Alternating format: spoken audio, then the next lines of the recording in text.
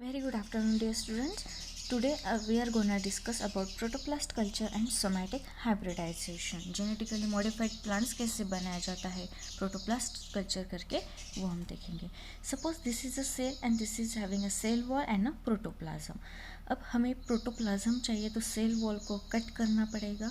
So we will use enzymatic method और mechanical method, जिसकी वजह से जो सेल वॉल है वो कट हो जाएगी और जिसकी वजह से क्या होगा, अपना प्रोटोप्लाज्म जो है वो बाहर आ जाएगा. सो इस प्रोटोप्लाज्म का हमें दूसरे किसी प्लांट के प्रोटोप्लाज्म के साथ फ्यूज़ करना है, that is somatic hybridisation.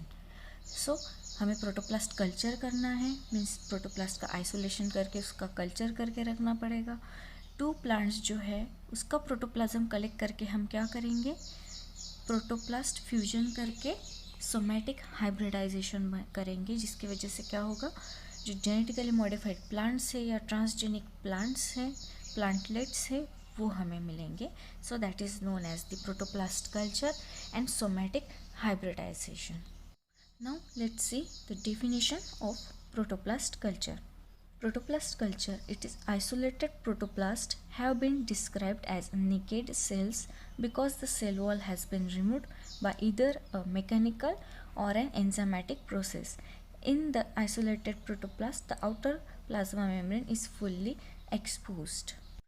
So हमें अगर प्रोटोप्लास्ट चाहिए तो मैकेनिकल मेथड भी यूज़ कर सकते हैं और एंजाइमेटिक प्रोसेस जो है, अलग अलग एंजाइम्स होते हैं सेल वॉल को ब्रेक करने के लिए, उन एंजाइम्स का भी हम यूज़ कर सकते हैं.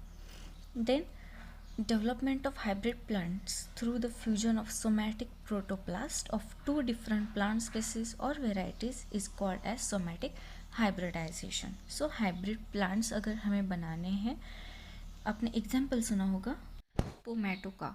So pomato is nothing but the fusion of two protoplast, means one protoplast of potato and one protoplast of tomato. So इसका फ्यूजन करके ये प्लांटलेट्स बनाए गए जिसमें टोमेटोज़ भी आते हैं और पोटैटोज़ भी आते हैं. सो इसे कहा जाता है pomato. So that is the protoplast fusion and somatic hybridization. And the fusion of plant protoplast was reported by Custer and Michael. Custer in 1909 and Michael in 1937. अब हमें ये प्रोटोप्लास्ट चाहिए तो उसका आइसोलेशन करना पड़ेगा. So isolation of protoplast from leaves. Leaves are most commonly used and the steps are first sterilization of leaves, then removal of epidermal cell layer, then treatment with enzymes and isolation of protoplast. So mechanically भी हम isolation कर सकते हैं और enzymatic method है. सो सबसे पहला जो स्टेप है वो है स्टेरिलाइजेशन. लीव का अनहाइजीनिक होना बहुत ज़रूरी है. Then removal of epidermal cell layer, फिर उसे एंजाइम्स के साथ ट्रीटमेंट दिया जाएगा और आइसोलेशन ऑफ प्रोटोप्लास्ट है वो किया जाएगा. और सबसे लास्ट में जो है purification of protoplast and viability of protoplast जो है वो चेक की जाएगी और उसके बाद जो है फिर सोमैटिक हाइब्रिडाइजेशन किया जाएगा. So as I said, the protoplast isolation of protoplast having two method, mechanical method and another one is the enzymatic method.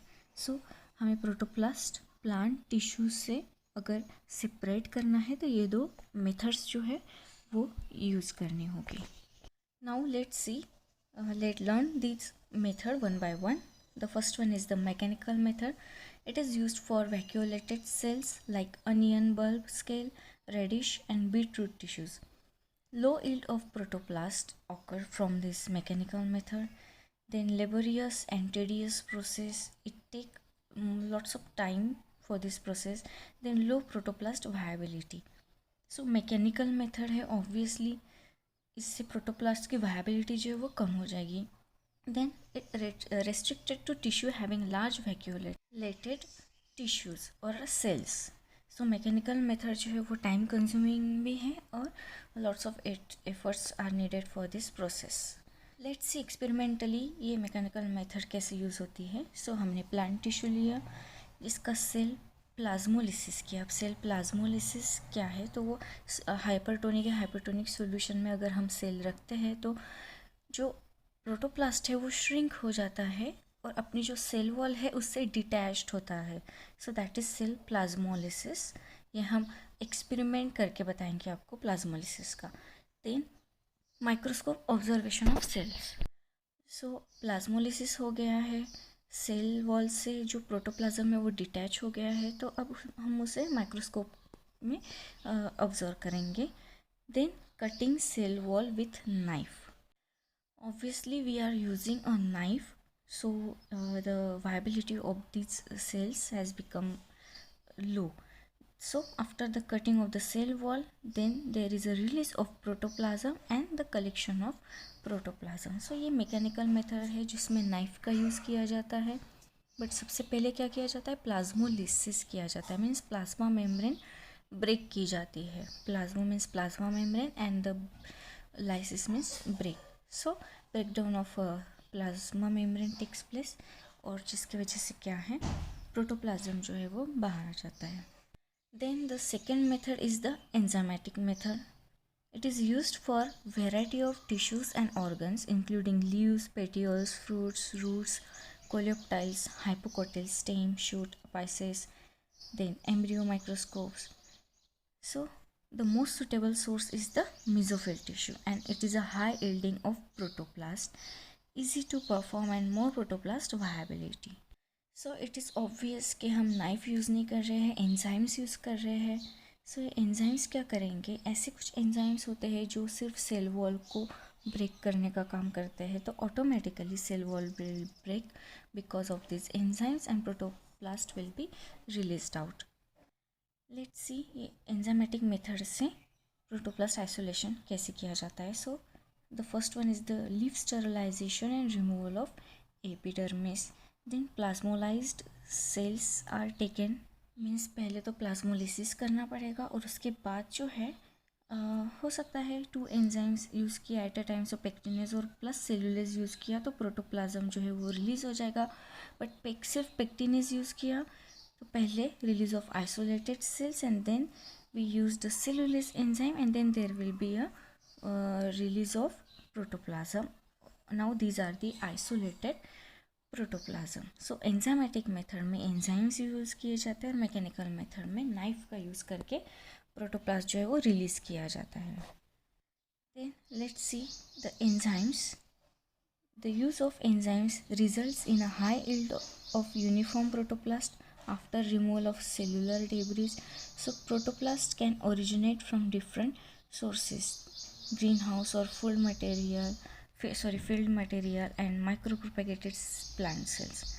So there is a obtain of a sterile plant material, then there is a rinsing in a suitable osmoticum, then facilitating enzyme penetration, then there is a sequential or spontaneous process, then purification of the isolated protoplasm means removal of enzymes and cellular debris, and then there is a transfer to a suitable medium.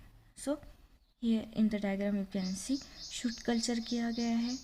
Shoot culture करने के बाद remove of leaves. सो हमने जो main plant tissue लिया है वो that is leaves. Then there is a incubation in enzyme, then there is a isolation of protoplast, then there is a centrifugation process and now protoplast is ready for culture. अब centrifugation क्यों किया गया, जब हम enzyme से cell wall cut कर रहे थे तो सेल वॉल की जो डेब्रिस है वो सॉल्यूशन में रह जाती है. सो सेंट्रीफ्यूगेशन एक ऐसी प्रोसेस है जिसमें हमें एक सुपरनेटन मिलता है जिसमें जो लो मोलिकुलर वेट की जो सेल्स होती है वो सुपरनेटन में रह जाती है और जो हमें प्रोटोप्लास्ट है it will get it at the bottom. So हमें प्रोटोप्लास्ट जो है वो सेपरेट मिल जाएगा after the process of this centrifugation. Now let's see the definition of this plasmolysis. Plasmolysis is the process in plant cell where the cytoplasm pulls away from the cell wall due to the loss of water through osmosis. This occur in hypertonic solution. तो plasmolysis कैसे किया जाता है, hypertonic solution लिया जाता है, उसमें जो सेल है वो वहाँ पे रखी जाती है और उसकी वजह से क्या होगा, सेल वॉल से जो प्रोटोप्लाज्म है, जो साइटोप्लाज्म है वो डिटैच हो जाएगा. Now let's talk about the enzymes for protoplast isolation. So the enzymes that can digest the cell wall are required for protoplast isolation. So chemically, plant cells composed cellulose, hemicellulose, pectin. So the enzymes are cellulase, hemicellulose, and the pectinate. So the name of enzyme always end with the ASE. So cellulose हमें break करना है, सो cellulase enzyme भी use करना पड़ेगा. Hemy cellulose है तो उसका Hemy cellulose enzyme use करना पड़ेगा. पेक्टिन को ब्रेक करना है तो पेक्टिनेज एंजाइम जो है वो ब्रेक करने पड़ेगी. Let's see the protoplast culture. The very first step in protoplast culture is development of a cell wall around the membrane of the protoplast. Obviously protoplast हमने isolate किया, but उसके around जो है वो cell wall होना बहुत ज़रूरी है. So protoplast can be cultured in several ways. So these are the several ways. First one is the hanging drop cultures, then microculture chambers, then soft agar is used as a matrix. Then this is one of the better method as it ensures support for the protoplast. Then अब इस protoplast का regeneration कैसे किया जाता है. So enzyme का use करके हमने सेल जो है प्रोटोप्लाज्म जो है वो आइसोलेट किया. प्रोटोप्लाज्म को कल्चर मीडिया पे रख के हमें उसकी सेल वॉल उसकी ग्रो करनी पड़ेगी. So then there will be a formation of this callus. So petri dish में आप देख रहे हो कि यहाँ पे कैलस फॉर्मेशन हो चुका है. Means a protoplast are having a outer layer of a cell wall, and then there is a formation of this callus. So after this callus formation, then there will be a plant regeneration takes place. Let's see the steps for a somatic hybridization. Somatic hybridization के techniques के steps देखते हैं. The first one is the isolation of protoplast. अब protoplast कैसे isolate किया जाता है ये आपको पता है. Then there is a fusion of the protoplast of desired species or varieties. सो हमने दो स्पीसीज देखी थी, टोमेटो और पोटैटो. सो इसका प्रोटोप्लास्ट फ्यूजन जो है वो करवाना पड़ेगा. Then there is identification and selection of somatic hybrid cells. So उसमें से सोमैटिक हाइब्रिड सेल्स कौन सी हैं वो आइडेंटिफाई करनी पड़ेंगी. Then there will be a culture of the hybrid cells and then there will be a regeneration of hybrid plants. So now this is the somatic hybridization. So in vegetative cells को somatic cells क्यों कहा गया है? Because these are other than gametes. Gametes नहीं है. Without using gametes हमने somatic cell का use करके जो है वो हाइब्रिड प्लांटलेट्स बनाए हैं. So this was about the protoplast culture and a somatic hybridization. एक और बात बताना भूल गई थी, that is the protoplast fusion जो है वो किस तरह से किया जाता है. So there is a spontaneous fusion is there. So spontaneous fusion में क्या होता है? Protoplast fuse spontaneously. So simple physical contact is sufficient to bring about the spontaneous fusion. Then there is a induced fusion which are having three types: mechanical fusion, chemofusion and electrofusion. So induced fusion क्या है?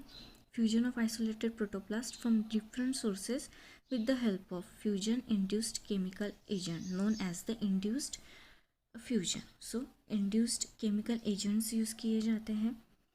So as they carry negative charges, the isolated protoplasts do not fuse with each other. In such cases, fusions induced chemical agents are required which allow them to fuse with each other. Then the mechanical fusion क्या है? In this method, isolated protoplasts are brought into close contact mechanically under microscope using the micromanipulator and the micropipette. So by this method, occasionally fusion of protoplast has been observed. Then there is a chemofusion. In this method, कुछ chemicals use किए जाते हैं to induce protoplast fusion, जैसे sodium nitrate है, calcium ions है, polyethylene glycol है, that is PEG. So then there is a alcohol.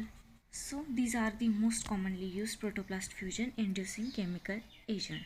So इसे क्या कहा गया है? Chemical fusions. And the last one is the electrofusion. So mild electrical stimulation is also being used to fuse isolated protoplast and the technique is known as the electrofusion. तो इन सब methods का जो name है, इनके नाम में ही इसका meaning छुपा है. सो Two glass capillary of microelectrodes are placed in contact with the protoplast suspension. Then an electrical current of low strength is passed through the protoplast suspension, जिसके वजह से क्या होगा, एक अरेंजमेंट ऑफ प्रोटोप्लास्ट जो है एक चेन की तरह उनकी अरेंजमेंट होगी, और subsequent application of high strength electric current for some microseconds results in breakdown of membrane and subsequent fusion of protoplast. So this was about the fusion of a protoplast fusion, isolation of fusion, then somatic hybridization. So in the next lecture we will be talking about transgenic plant, that is BT cotton, and then we will see the silent feature of crop biotechnology. Till then, see you.